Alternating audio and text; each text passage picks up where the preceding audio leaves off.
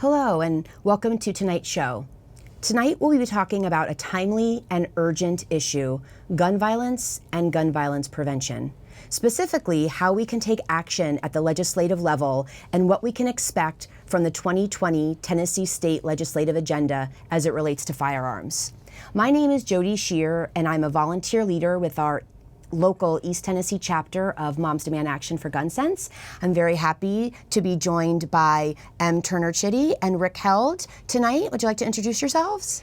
My name is M. Turner Chitty, and I'm the legislative lead with our Knox area chapter of Moms Demand Action. Great.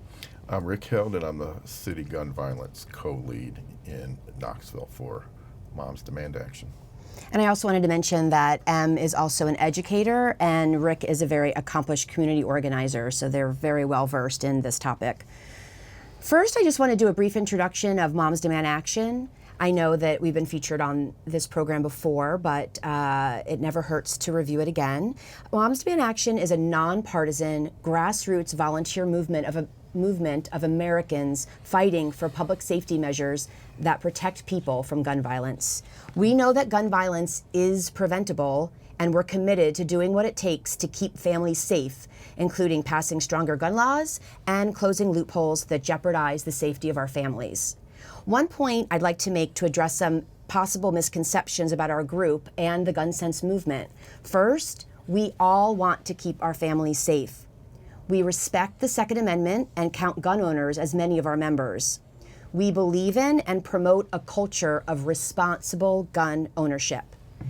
We are not anti-gun, we are pro-gun safety and anti-gun violence.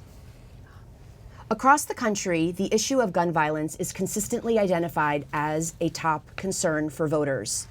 For the purposes of tonight's show, we're going to focus on our Tennessee State Legislature and how firearm bills can and will impact all Tennesseans. The legislative session in Tennessee is currently underway through April. It is also an election year for many of our Tennessee legislators.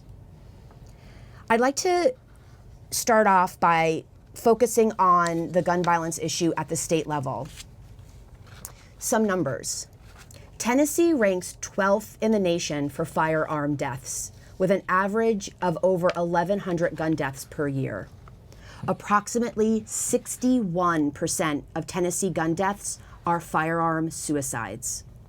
Gun deaths in Tennessee are on the rise and outpacing the nation. Firearms are the first leading cause of death among children and teens in Tennessee. Nearly 200 children have died by gun suicide in the last 5 years here. Hearing all these statistics can be overwhelming. Do we have a gun violence problem in Tennessee? Yes. But the good news, gun violence is preventable. There are solutions. So, one more thing before I get to the panel that I wanted to mention. A disclaimer of sorts. Legislating happens in real time. Bills are amended and changed and tweaked throughout the process. So the bills we'll discuss here tonight may change slightly or significantly from how they are presented at this particular moment in time. However, it does not mean the bill goes away, just that it could morph from the highlights we'll be offering here. So I'd like to move on to some of the legislation that we know we can expect from the legislation this year, Can you talk a little bit about some of the permitting bills that we'll be looking at this year? Sure, we can start with HB 2661. We won't get these up on the screen, I'm guessing. So write this down. And SB 2888 is the reduced permitting bill. And this bill would do 4 things. It would allow individuals to freely carry loaded, concealed handguns in public spaces without a permit, without a background check. This bill would allow individuals without a permit to bring loaded, concealed handguns into sensitive areas, including public parks, nature trails, campgrounds, and other areas where our kids play. This bill would also allow full-time employees on college campuses to carry concealed loaded handguns on campus without a permit.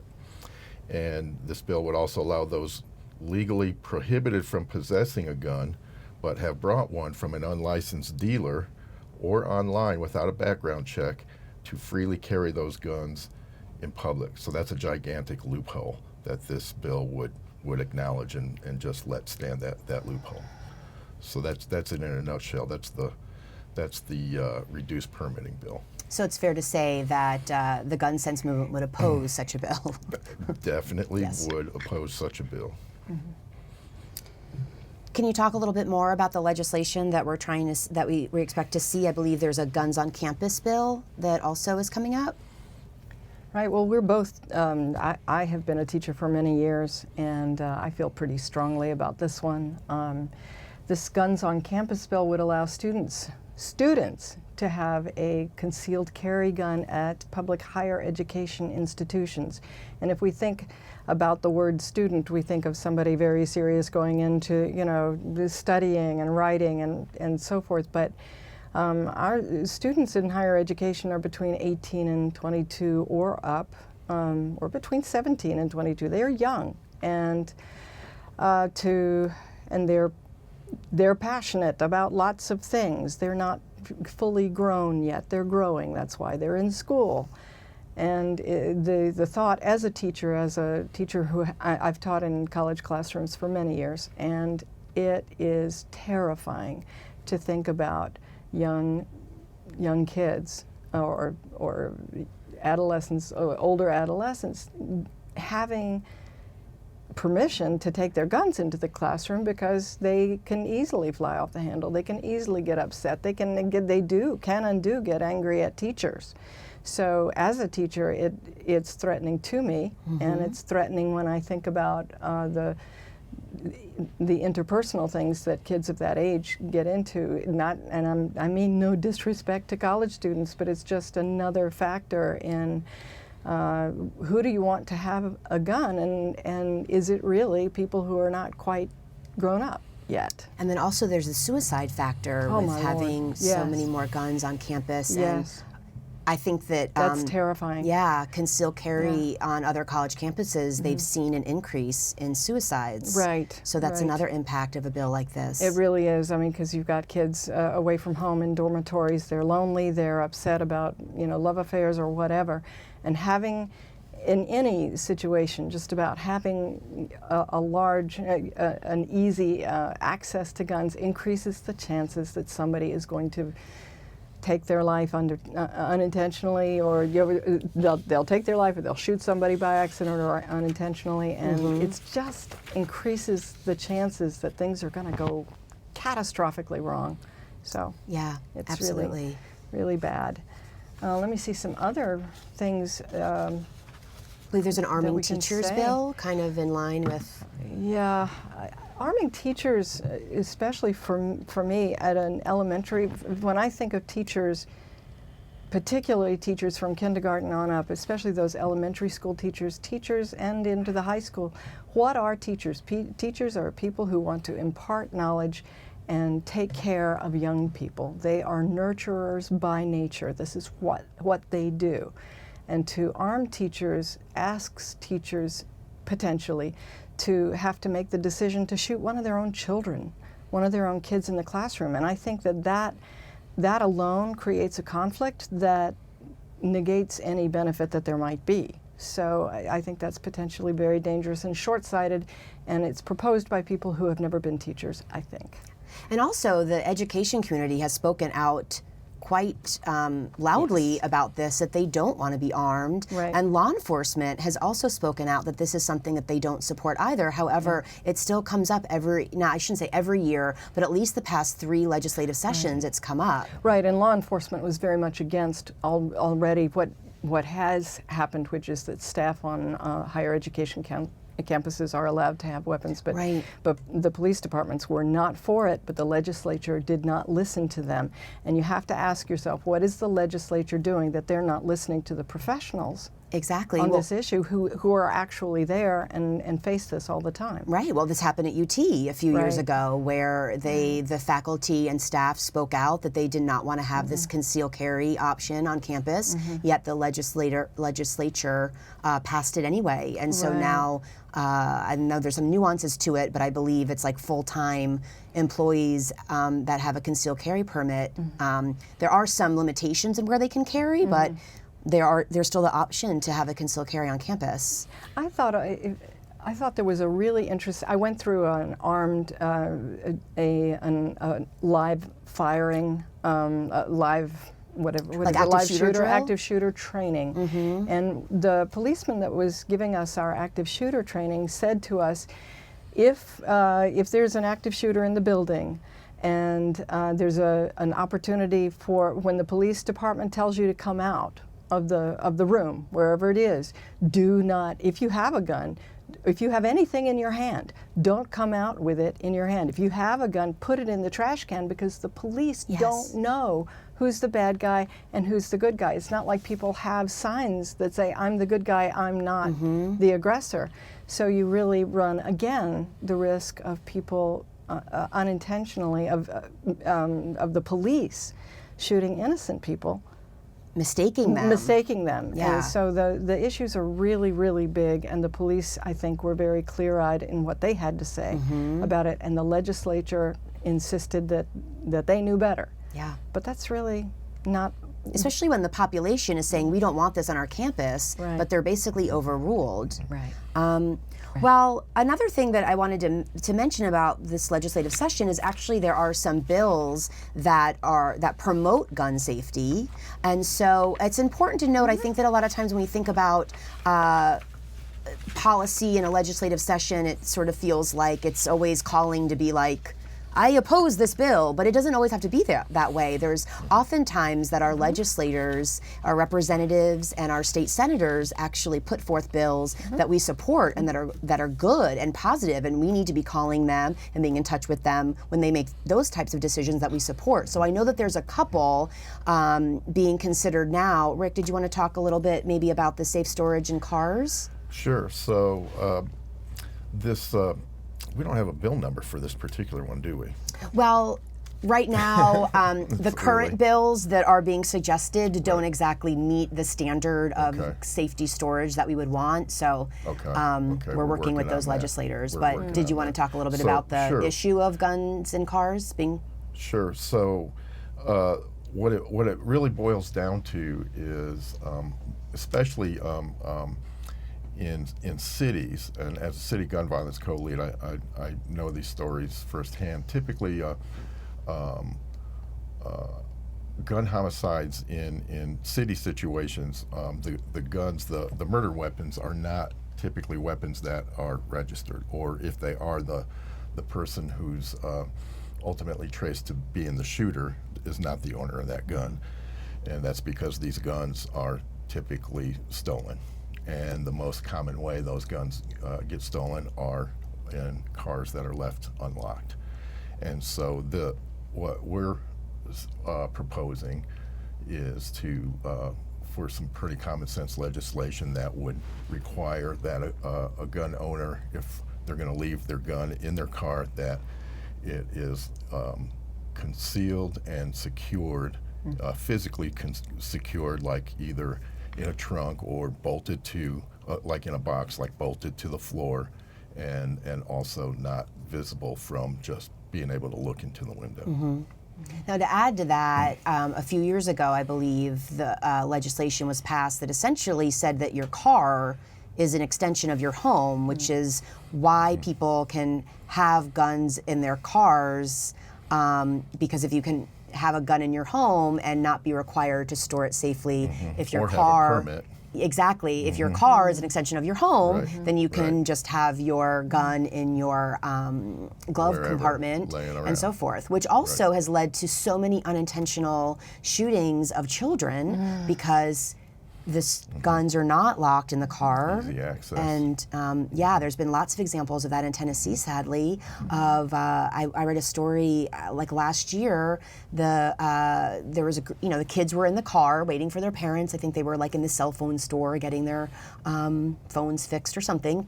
Perfectly reasonable, and there was a gun in the glove compartment, and one of the brothers opened the glove compartment, found it, and shot his sister unintentionally, and she died. Yeah. And it just needs to, that's why safe storage is such an important issue.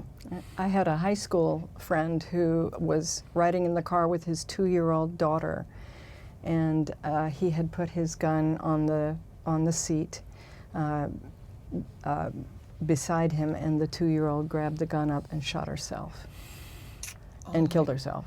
So, I mean, I can't even imagine what it would be like to live with that.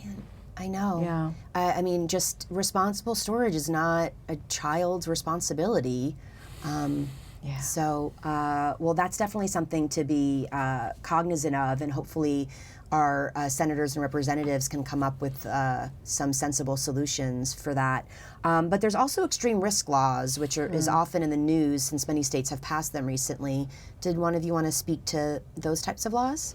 Yeah, extreme risk laws are also called red flag laws, and those are laws that have been, it's a fairly recent development, and the idea is that if a person's family or the people around them know that, for example, this person is feeling really, really, really like very close to the edge of suicide or out of control angry, as in maybe a domestic violence situation, that the police, that through a judicial process, and this is something that I think is important to realize, is that through a carefully calibrated judicial process, this person is reviewed. If that person is found to be too much at risk for violence, then the police department step in and they temporarily remove the guns, or remove the access to the guns, however it's done, to try to get that person through that period of extreme danger, so that they can be helped, or that the situation can be diffused, so that a man doesn't kill his wife, or a wife doesn't kill her husband, or nobody kills the kids, or the person doesn't kill themselves. Yeah. So they're just, these laws empower law enforcement to intervene, but it's a temporary intervention. And I think what many people fear is, oh, you're going to come and grab my guns. Well, that's, if you're pointing your gun at your forehead, maybe that would be the appropriate thing to do, is because we all know that suicide just rips a huge hole in families. People don't recover from it for generations. And so I think it's a reasonable thing to think about. It's just absolutely common sense to say that this person is in deep, deep trauma or deep need, and we need to help. So this is a way to help. It's not a way to deprive. It's an important thing to think about. Representative Gloria Johnson from Knoxville, and Senator Sarah Kyle are currently sponsoring a bill, and we're very supportive of their work in this really important issue. Yeah. Well, 17 states and Washington, D.C. at this point, I believe, have passed these extreme risk protection orders, and there's numbers. I mean, the interesting thing that I always find about every town and Moms Demand Action is it's all evidence-based, it's fact-based, it's data-driven, it's not just, oh, we think these things with nothing to back it up. And there are statistics that say that these extreme risk protection orders really do reduce gun violence. So it's not hypothetical, it's factual. Well, and it's also common sense. Exactly. It's at both levels. I mean, there are people who are persuaded by statistics, and then there are people who are persuaded by stories. Yeah. And I think these are common sense kind of things that we need to keep our community safe. Yeah, absolutely. So I'm pleased that we're supporting that and that the legislation's coming up. Yeah. And it may be, I'm sure, I know that we all say this in moms, but we often say it's a marathon, not a sprint, and that sometimes we lose forward. I mean, we may block, or I shouldn't say block, but we may express our opposition to many bills, and maybe one passes through, but that means that there's all these other bills that didn't, and so it's really a long game. And so it's not going to be immediate, but it doesn't mean we shouldn't be supporting these things now, so that when they do come through.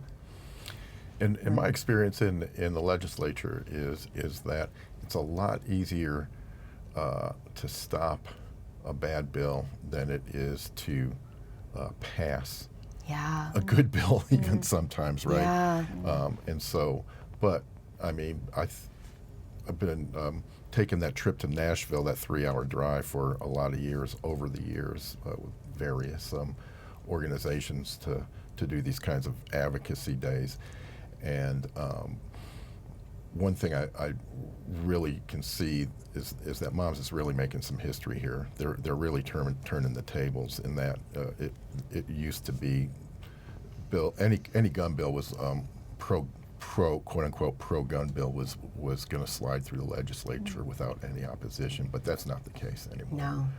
And we actually slowed down or stopped a few of these bills, what we would consider non-common sense bills, over the last few years. So exactly. we have momentum. Yeah. We have like one of the flyers, and it says, if you think that dangerous people shouldn't have easy access to guns, you have gun sense. You know, it really is such a common sense approach that does respect the Second Amendment, which I think is such a misconception. If you can just get past that, and it's not gun control, and it's not gun confiscation. Not at all. It's just common sense gun policy. If you can actually start to have that conversation, you find that we actually have a lot more in common. I did want to get to an advocacy day that Moms is holding, but before we get into that, I just did want to mention one bill that did make it through the last session. It was actually a very close vote, which in and of itself is a win, the fact that a gun bill would be such a close vote to pass, but it essentially created a second option to get a concealed carry permit. There was already an enhanced carry permit that required at least an 8-hour firearm training course, but there's now a reduced requirement permit that you can now get one by completing a 90-minute online course, and you do not have to have any live firearm training. So you will have never had to shoot a gun before and be able to get a permit for it. And I don't have anything from February, but I know about 8 days into the new year, because it went into effect January 1st, that nearly 1,200 permits were requested for that type of bill. So, I'm sorry, for that type of permit, excuse me. So the idea that maybe not all those 1,200 people passed, but the fact that there was such a surge in that, it's a slightly lower price, there's some other parameters around it, but you have a bunch of people that have just never fired a weapon before that are allowed to get one. Again, it's just like we're saying, it's just it's common sense, and I just think that's just really important. People kill themselves cleaning guns. You know, and what do you learn I would imagine, in an 8-hour course, you learn how to handle the gun, how to open it, how to close it, and all that, how to clean it, how to load it, how to clean it after firing, all those things, hands-on. And most of us learn hands-on. We don't learn by watching a video. So to me, the video, a 30-minute video to operate a little machine that can kill people, just seems insane to me. If we're going to go in that direction, we might as well, not that Moms is advocating this, but I mean, the analogy there is we should be promoting driver safety courses. You can get your driver's license if you watch a video, right? Yes. And then you get to be you get to operate a car. Yeah, right.